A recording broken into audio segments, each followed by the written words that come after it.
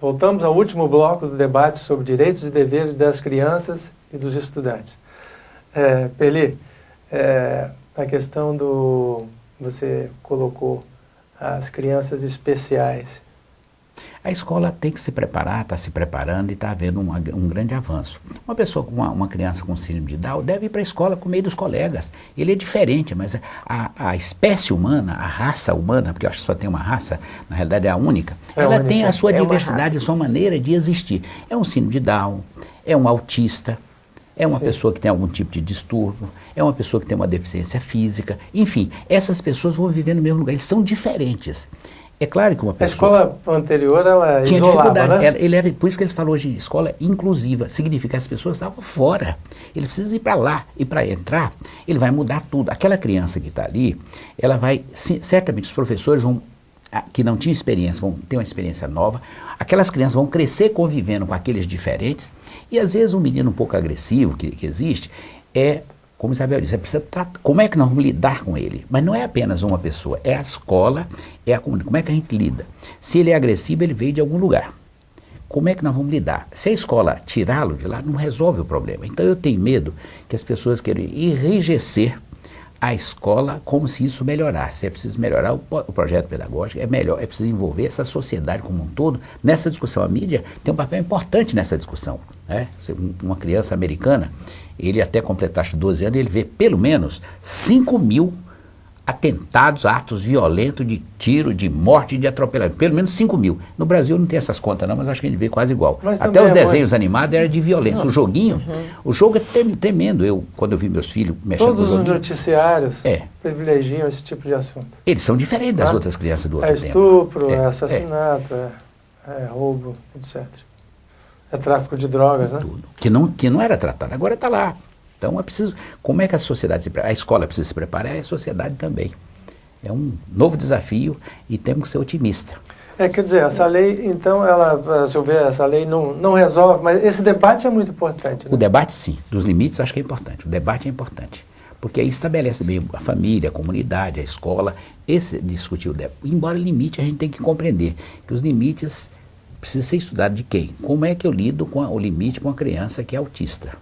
Ou com síndrome de Down. Como é que eu lido com ele? E como é que eu lido com a criança que sofre violência na sua casa e vai para a escola e eu apenas quero que ele seja tão certinho quanto uma outra família mais estruturada, ele com apoio, né? Como é que vai ser isso? Há uma diferença. Penalidades.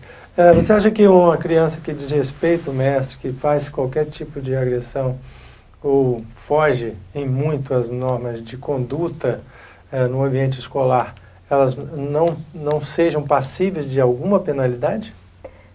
Bom, as penalidades sempre já existem nas escolas, né? O que eu queria colocar para discutir era o que acontece para estar chegando, né, nesse ponto. Existem aquelas penalidades, suspensão. Você citou que não é às vezes chama vai para coordenação. Que resolve. Às vezes vai para coordenação, leva anotação para o pai, né, para falar.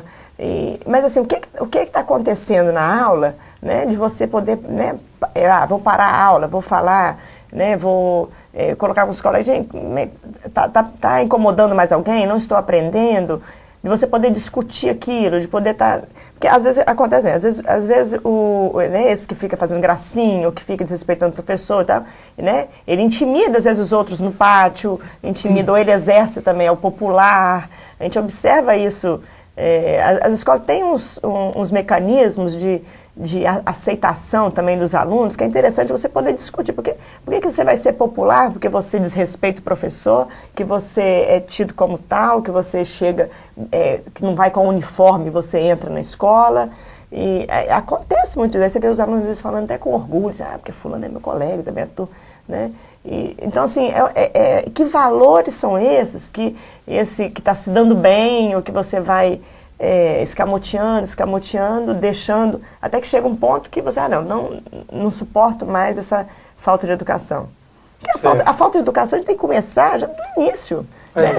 De como que você começa, né? Fulano, como é que te tratam em casa, né? Você vai pedir silêncio gritando mais alto, né? Você pede silêncio falando mais baixinho, né? Aí tem que eles vão perceber o que o professor está falando, né? Alguém vai se dar conta disso. Os próprios alunos vão fazer né? Que eles vão querer escutar. Agora, se o aluno está gritando, o professor vai gritar mais alto ainda, né? Aí, daí a pouco, está todo mundo gritando, silêncio. Então, assim, são coisas que a gente tem que aprender, né? O menino está batendo o outro, socando o outro, você já vai chegar socando também ele, batendo, né? Então, são situações, né? Eu não posso dar regra, assim, geral, mas assim, como que a gente se coloca com bom senso, né? Como que a gente vê para não reproduzir a violência que a gente está vendo, né? De contar até 10, contar até 50, porque a gente às vezes, né, perde a paciência mesmo. Mas assim, eu falo assim, a voz de autoridade é uma coisa que a gente tem que exercê-la, né? Então você vai chamar a atenção da criança, e aqueles pais tem que mostrar mesmo que você está bravo, né? Ó, isso não é admissível, fulano não pode fazer assim. Mas meu filho não pode fazer assim, né? Não é condescendente. E os pais que não admitem que o professor chame a atenção do seu filho? Ah, isso aí é um outro, né? Então isso a gente precisa conversar. No conselho de escola, todas as escolas têm, você poder estar junto, você poder estar participando. Meu filho não. Eu acho que, por isso que eu digo, a ler no mundo, para ler o mundo, para ler as letras. Esse pai precisa ser conversado com ele. O professor na escola tem regras, é isso que foi dito, tem regra, tem limites, ele precisa estabelecer isso aí. É claro que ele não pode aceitar que alguém bata no filho dele. Né? Isso é diferente. Mas as escolas têm as suas regras, então é preciso que esse pai também participe, discuta com ele, fala, os limites que nós estamos levantando com eles são esses. E o pai também precisa ser num processo educativo. E o pai não está fora disso, a comunidade também não. Eu acho que se os pais tiverem essa visão, vão ajudar bastante. E muda também a maneira dos próprios pais agirem. Há mudança profunda das pessoas não serem tão violentas quanto os filhos, né? Porque antigamente era muito comum. Eu citei exemplo da minha geração. Os filhos têm chance de ser melhor do que nós, né? Eu acredito que serão melhor do que nós. Eu, com meus filhos, quando eles começarem a entender alguma coisa, eu disse, meus filhos, eu nunca darei um tapa em você, nem um cocorote. Sei. E alguém falou, não fala isso, que isso é um perigo. Mas eu tenho 2 filhos, um já com 29 anos, outro 27, são carinhosos, pessoas boas, tranquilas. Não, eles não me obedecem porque eu sou pai. Você nunca deu converso, não, nunca. Que é uma coisa, as pessoas, mas se eu tenho raiva, eu descarrego na criança. Se o meu salário está baixo, eu descarrego na criança. Se eu não conto até 10 ou até 50, mas estabelecer limites também. Estabelecer limites. Nem todos os limites a gente consegue impor. Porque nem todos os limites que a gente acha que é correto é o justo. Todos nós desobedecemos em algum momento os nossos pais. Mas não foi por desrespeito aos pais. É que o mundo era novo. Um pai hoje em dia está cuidando com o computador, está desesperado lá, porque senão o filho fica no computador o dia inteiro. Mas antigamente eles ficavam em frente à televisão vendo um programa, né? Alguns programas de televisão que era muito mais violento que o computador, né? Não quer dizer que o computador não gosta. Então são regras novas, épocas novas, a gente tem que ter muita humildade para entender que está havendo mudanças e que nós temos que mudar também. E no sentido de estabelecer os limites razoáveis da sua época, da geração e para cada pessoa. Cada pessoa tem um limite que a gente chama mais geral, mas tem um das pessoas também. Eu citei uma pessoa que vai incluir com síndrome de Down, autista, ou uma criança que vem do morro, ou uma criança que vem da classe média. Eles têm limites e visões diferentes. Então, como é que nós vamos conviver nessa sociedade complexa e rica? Esse é o desafio. A escola vive esse desafio. E nós também. E a gente pensar, né, falando até de limite, que por exemplo, os adolescentes eles vão estar realmente transgredindo, porque eles vão estar achando o caminho deles, Então você tem que trabalhar, né, a questão do limite, o que você espera, o que é o comportamento que você quer, mas também, né, você adulto, professor, você tem que entender que um pouco dessa, né, aceitação desse limite é um pouco isso mesmo, ele está puxando para ver. Você vai me chamar de novo, vai reafirmar esse limite? Não, realmente, fulano, acho que isso aqui foi demais, né, vamos modificar esse acordo da gente em relação a isso, em relação ao uso do boné na sala de aula, em relação... Então você tem que ir trabalhando de acordo com a faixa etária que você está lidando, com o meio que você está lidando, né?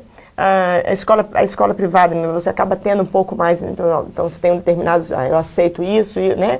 E você, pai, está colocando seu filho lá, você está sabendo, né, no que está sendo aceito. Eu te perguntei, né, na escola do meu filho, foi uma escola muito boa de Vitória, eu falei assim, olha, né, o filho está chegando no pátio, um xingando o outro com xingamentos, e o que a escola vai fazer? Né? Você não pode deixar um laissez-faire, não pode deixar largado.